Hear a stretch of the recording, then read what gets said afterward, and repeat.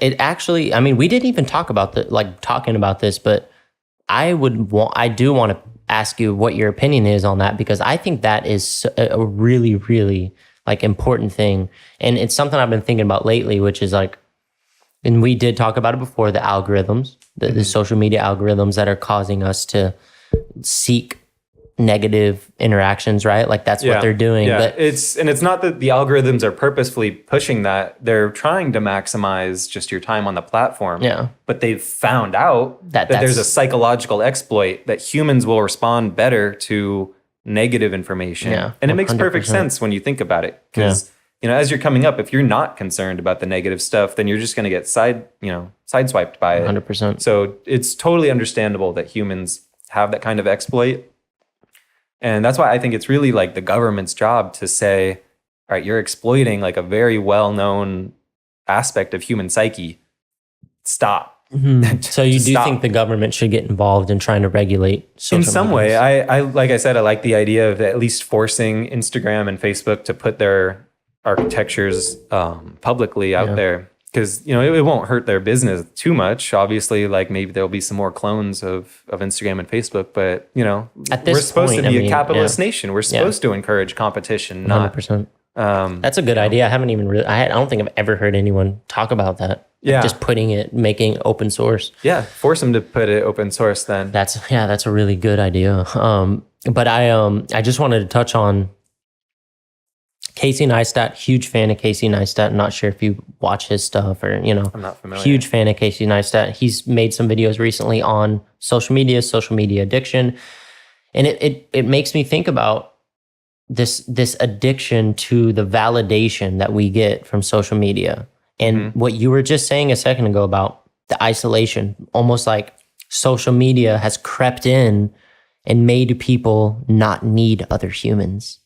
And then the more that it advances and the more artificial intelligence gets involved, like it's almost seeable and also with things like fucking like simulations of sex.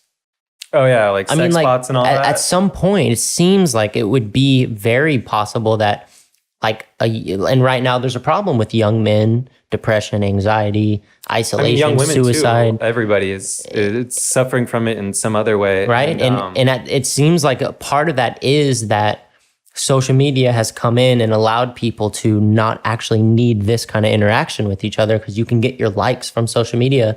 And it seems like it could get worse. And it could get to a point with artificial intelligence. It's already bad. I mean, Andrew Yang talks about this on his, on the campaign trail. Our life expectancy has been going down because of suicide, for the past 4 years. Suicide and opioids. God. So it's like, what are we doing to ourselves and we're just allowing this to happen because some people are making money?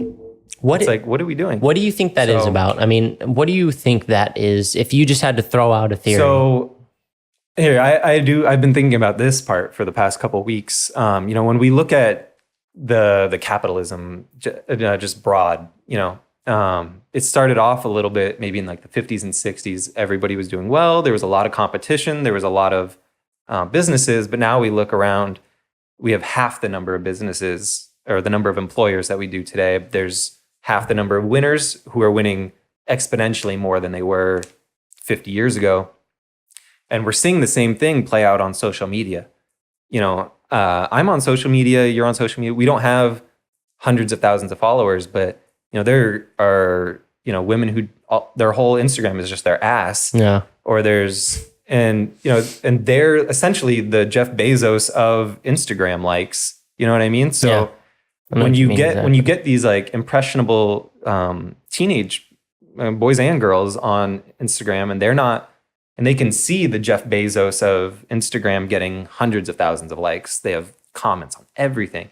And you put up a photo that you think is great, and maybe it is better than their photo, but you're not getting the kind of attention or whatever that they're getting. So it creates like a really like just not great feeling in a lot of people.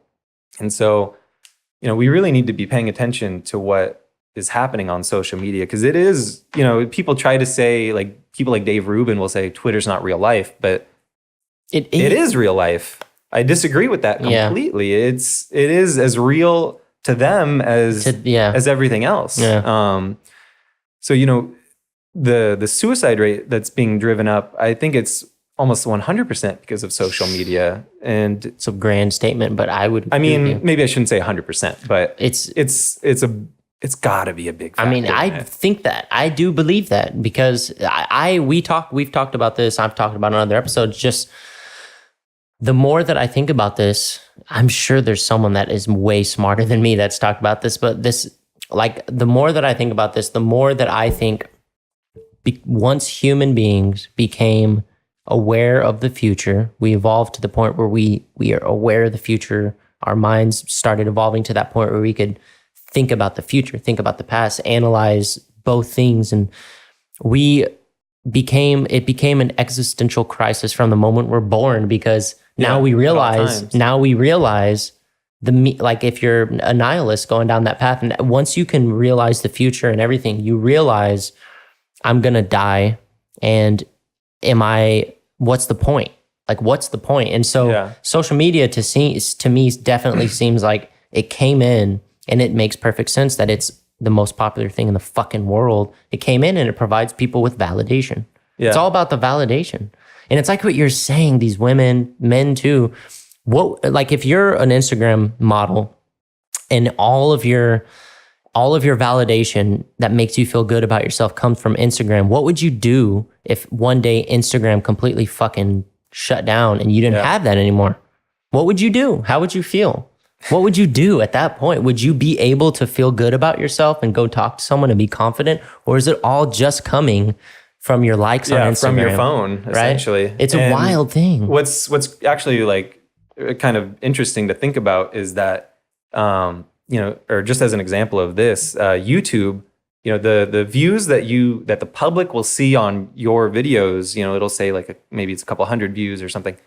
And the views that you get on behind the scenes as a creator, they're not always the same. YouTube will manipulate the public view of what they see to influence what will be popular. Wow. And so I didn't know that.